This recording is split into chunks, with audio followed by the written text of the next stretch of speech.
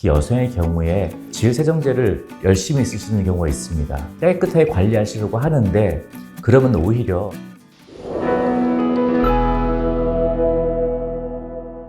안녕하세요. 주영균연구소 김석진 소장입니다. 오늘은 요로 감염에 대해서 얘기해 보려고 해요. 여기와 관련돼 있는 세균들, 유로바이옴에 대해서 좀 심도 있게 다뤄보려고 합니다. 그 유로바이옴이란 무엇인가요? 유로바이옴은요, 유리너리 트랙이랑 그 바이옴, 마이크로바이옴의 합성을 하고 이해하시면 될 것 같은데요. 요로, 소변이 지나가던 그 관에 살고 있는 미생물 군집이라고 이해하시면 되겠습니다. 방광 속에도 미생물이 살아요? 네, 그게 사실 제가 학교 다닐 때만 하더라도 방광이나 그 요로 이럴 안에는 미생물이 살지 않는다고 저는 배웠어요. 하지만 이제는 우리 몸 곳곳에 심지어는 요로 그리고 더 나아가서는 눈물샘까지 해도 그 안에도 균들이 살고 있다고 이제는 알고 있죠. 그 연구는 어떤 형식으로 진행이 됐을까요? 이전에는 세균을 연구할 때 그 첫 번째 스텝이 균을 채취해서 그걸 배양하는 거였습니다. 그래서 배양이 되면은 이런 균이 살고 있구나 알 수 있는데 만약에 배양이 안 된다 그러면은 과학자가 균이 존재하는지 안 존재하는지조차도 모르게 되는 것이죠.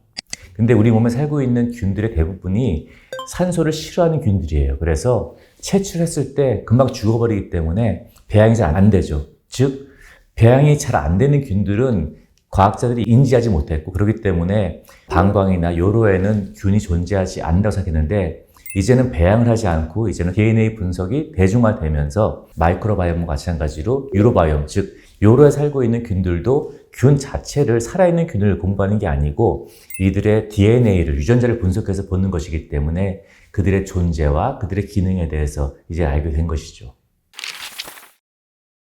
그러면은 균형이 깨지면은 어떤 질병이 발생할 수 있을까요? 마이크로바이옴과 마찬가지로 우리 몸에 살고 있는 상주균은 대부분이 좋은 균들로서 좋은 균들이 우점종, 즉 메이저리티라고 하죠. 다수를 이루고 있으면서 나쁜 균들이 잘 못 사는 환경을 마련하는 건데 마찬가지로 요로에 살고 있는 그 좋은 유익균들도 같은 방법으로 존재하고 있습니다. 즉 그들이 우점종으로서 존재하면서 나쁜 균들이 잘 살 수 없는 환경을 만들고 들어왔을 때 이들을 물리칠 수 있게 되는 것이죠. 그런데 이들이 수가 감소하게 되거나 구성의 변화가 생기면은 나쁜 균들이 들어왔을 때 대응을 잘 못하게 되고 나쁜 균들이 감염을 일으키게 되는 것이죠. 그 마이크로바이옴 말씀을 해주셨는데 유로바이옴과 마이크로바이옴이 연관성이 있나요? 특히 여성의 경우에는 항문과 또 외음부와의 거리가 짧기 때문에 서로 연관되어 있는 경우가 많이 있죠.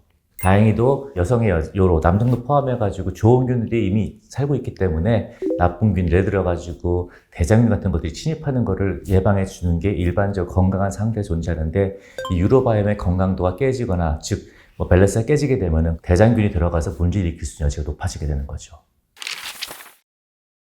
그러면은 사춘기, 폐경기 여성분들의 그 유로바이옴은 어떻게 변화하는지 그것부터 한번 설명 부탁드릴게요. 요로 감염은 남성과 여성을 비교했을 때 여성들이 좀 더 많다고 이해하고 있어요. 그 이유는 이 남성에 비해서 여성의 요로가 짧기 때문에 나쁜 균이 들어가서 문제를 일으킬 수 있는 가능성이 높아지게 되는 것이죠. 여성의 질 건강과 그 요로 건강이 상당히 밀접하게 연관되어 있다고 알려져 있어요. 해부학적인 이유가 있는데요. 여성의 경우에는 항문과 그리고 질과 그 요도가 각각에 있기 때문에 서로 영향을 준다고 알려져 있습니다. 그래서 특히 질 건강과 관련이 있는데요. 젊고 건강할 때는 에스트로겐 레벨이 높은 경우에는 락토바실러스와 같이 좋은 균이 살 수 있는 환경을 마련해 주는 반면에 나이가 들면서 에스트로겐의 형성이 감소가 되게 되고 이러면은 락토바실러스가 감소하게 되고 즉 질 환경만 나빠지는 게 아니라 그로 인해서 락토바실러스가 일반적으로 잘 알려진 좋은 균의 하나인데 이들의 숫자가 감소하면서 요로 감염이 될 확률이 높아지게 되는 것이죠. 따라서 나이 드신 분들이 요로 감염이 일어날 수 있는 확률이 높아지기 때문에 이들의 건강한 균의 좋은 균의 중요성들은 점점 더 높아진다고 이해하시면 되겠습니다.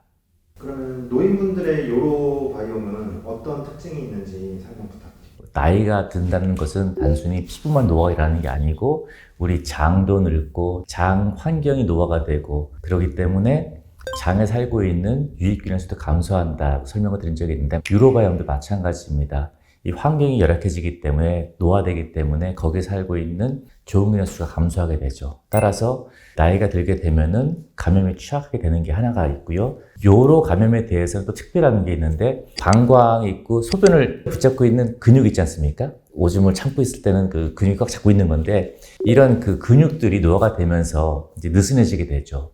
그래서 또한 소변을 볼 때 근육이 세면은 방광에서 축 짜가지고 소변이 확실히 나올 텐데 약간 잔뇨가 남게 됩니다. 소변을 쭉 짜가지고 배출될 수 있게 도와주는 근육들이 약화되면서 잔뇨가 생기게 되고 이 잔뇨가 오랫동안 반복되다 보면은 거기에 나쁜 게 들어갔을 때 클리어되지 않고 없어지지 않고 거기서 증식할 수 있기 때문에 나이가 들게 되면 근육의 힘이 약해짐으로써 또한 들어온 균들을 없애는데 효율적이지 못하기 때문에 감염에 취약하게 되는 것이죠. 결론적으로 나이가 들게 되면 조응균이 살 수 없는 환경이 되기 때문에 감염에 취약해진다. 두 번째로는 들어온 나쁜 균들을 근육의 힘이 약해지기 때문에 클리어할 수 있는 그 기능이 떨어지기 때문에 또한 감염에 취약해진다. 그래서 여러 가지 이유 때문에 나이가 들수록 감염에 취약해지는 것이죠. 데이터에 따르면은 요양시설에 거주하고 계시는 어르신들이 사망하는 가장 큰 첫 번째 이유는 폐렴 때문에 돌아가시고 두 번째 이유가 요로 감염으로 인한 폐혈증 때문에 어르신들이 돌아가시는 두 번째 가장 흔한 이유라고 합니다. 그만큼 요로 바이옴을 건강히 유지하는 것이 매우 중요합니다. 그 나쁜 환경이 악화시킬 수 있다 이렇게 말씀하셨는데 뭐 그 예시로 어떤 환경들이 있을까요? 깨끗하게 유지해야지 건강하다는 생각을 하지 않습니까? 즉 계속 깨끗하게 뭔가 손을 닦아야지 병이 안 걸리고 마찬가지로 성기 부분도 깨끗하게 관리해야 한다고 우리 알고 있는데 그게 맞긴 하지만은 꼭 이해하셔야 되는 것은 우리가 어떤 행동을 하든지 간에 아무리 열심히 씻어도 세균은 존재한다는 것입니다. 우리는 세균과 함께 살아갈 수밖에 없죠. 어떤 세균이 우리 몸에 있게 하는가가 중요한 것이지 세균을 완전히 없앨 수가 없어요. 그런데 우리는 세균에 대한 부정적인 생각 때문에 특히 여성의 경우에 질세정제를 열심히 쓰시는 경우가 있습니다. 지나치게 자주 쓰거나 그리고 화학적인 어떤 그런 물질이 들어있는 사용해가지고 깨끗하게 관리하시려고 하는데 그러면 오히려 나쁜 균만 떨어뜨리는 것이 아니라 거기를 지켜주고 있던 좋은 균들도 없어지기 때문에 오히려 감염에 취약해지는 결과를 낳게 됩니다. 그래서 세정제를 너무나 자주 쓰는 것은 저는 옳지 않다고 생각하고요. 필요시 물로 가볍게 헹궈주는 정도가 적합하다고 알려져 있습니다. 물 얘기가 나왔으니까 좀 더 말씀드리면은 요즘 비데를 많이 씁니다. 비데를 사용할 경우에 너무 자주 쓰는 것은 권장하지 않고 특히나 고압으로 비데를 쓰게 되면은 나쁜 균을 떨어뜨리는 게 아니라 오히려 나쁜 균을 요도 안으로, 질 안으로 밀어넣을 수 있는 그런 환경이 생기기 때문에 고압의 비데를 쓰는 것은 옳지 않다고 생각을 하고요. 이것은 멀리 봤을 때 질 건강, 요로 건강에 도움이 안 된다고 말씀드릴 수 있겠어요. 그 다음으로 요로 바이옴을 조절하거나 하는 치료 방법이 있나요? 다양한 방법으로 유로바이옴을 개선시키는 그래서 질환을 예방하거나 치료하려는 그런 연구들이 진행이 되고 있습니다. 대표적인 것이 당연히 좋은 균을 먹어서 유로바이옴을 개선시키는 것이 하나의 축이고요. 그리고 또 프리바이오틱스, 좋은 균의 먹이가 되는 프리바이오틱스를 사용하는 경우가 있고 심지어는 이 건강한 사람의 대변 이식을 통해서 과연 뭐 질 환경이나 요로 환경들이 바뀔 수 있는지에 대한 그런 연구도 다양한 연구들이 진행되고 있습니다. 심지어는 방광에 직접 락토바실러스 같은 좋은 균을 집어넣어서 방광 건강을 개선시킬 수 있는지도 그런 연구도 진행되고 있는 것으로 알고 있습니다. 논문들 몇 개 살펴봤는데요. 실제로 좋은 균이 요로에 증가하게 되면은 당연히 건강도가 증가한다는 그런 논문들이 있는데 그러면 어떻게 증가시킬 수 있냐 남게 되는 것인데 그 분야에 있어서는 그 질 건강에 도움을 주기 위해서 먹는 그런 제품들 그 연구 분야와 연관되어 있더라고요. 왜냐하면 아무래도 그 요도와 그리고 여성의 질의 그 거리가 짧기 때문에 서로의 건강은 밀접하게 연결되어 있어서 질 건강을 증진시킬 수 있는 그런 제품은 요로 건강에도 도움을 줄 수 있다고 이렇게 유추가 가능합니다. 그럼 질이랑 요도랑 이동이 가능하면은 장이랑 요도랑도 충분히 이동이 가능합니다. 네, 그 다 연결되어 있습니다. 모든 게 연결되어 있듯이 특히나 여성의 경우에는 항문, 질, 요도 이 세 개가 모두 거리를 봤을 때 서로 밀접하게 존재하기 때문에 서로가 서로에게 영향을 준다는 것은 잘 알려진 사실이죠. 그럼 치료법이랑 이제 유산균 섭취에 대해서 말씀해 주셨는데 실제로 음식이나 이런 거에 대해서도 설명해 주실 수 있을까요? 유산균을 사용하는 거 말고 생활 습관에서 말씀드리면은 물을 충분히 먹어서 소변이 충분히 빠져나갈 수 있게 만드는 게 중요하겠고, 그리고 이 소변을 너무 참는 것도 좋지 않다고 해요. 그러면은 나쁜 균이 들어왔을 때 이거를 클리어하는 데 있어서 좀 비효율적이기 때문에 참지 않는 것도 중요하고, 그리고 나쁜 균이 요로로 들어가면 안 되기 때문에 대변을 본 후에 닦는 방향을 반드시 이 앞에서 뒤쪽으로 해서 나쁜 균이 앞쪽으로 밀려가지 않게 하는 것이 중요하다고 알려져 있습니다.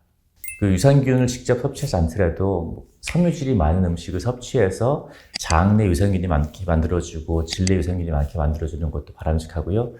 크랜베리가 요로 건강에 좋다는 것은 오래전부터 알려져 있는데요. 이전에는 저는 크랜베리가 좋은 이유가 이 산성 물질이기 때문에 이 나쁜 균이 좋아하지 않는, 싫어하는 환경을 만들기 때문이라고 생각했는데, 최근 논문들이나 연구를 보니까는 크랜베리가 단순히 산성을 띠고 있어서가 아니고 크랜베리가 가지고 있는 항산화제가 효과가 있는 것이고, 그것이 메인 기전이 요로를 감싸고 있는 그 상피세포들의 나쁜 균이 부착하는 것을 방해하고 저해한다고 알려져 있어요. 그래서 크랜베리 효과는 요로에 나쁜 균이 부착하는 것을 예방함으로써 그 기능을 한다고 알려져 있어서 그 크랜베리 주스를 먹는 것도 바람직하다고 말씀드릴 수 있겠습니다.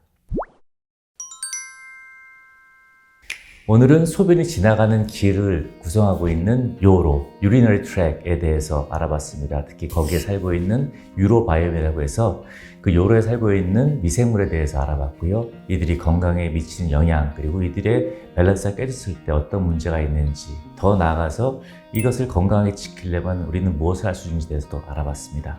다음에도 여러분의 건강에 도움이 되는 좋은 내용으로 찾아뵙도록 하겠습니다. 감사합니다.